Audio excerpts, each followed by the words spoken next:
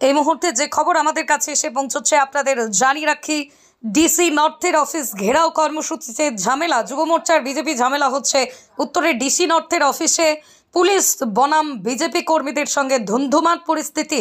যে ছবি আপনারা দেখছেন এই মুহূর্তে যুব মোর্চা বিজেপির ঝামেলা হচ্ছে উত্তরে ডিসি নর্থের অফিস ঘেরাও কর্মসূচিতে ঝামেলা। সেখানেই ধুন্ধুমার পরিস্থিতি দেখা যাচ্ছে পুলিশ এবং বিজেপি কর্মীদের মধ্যে।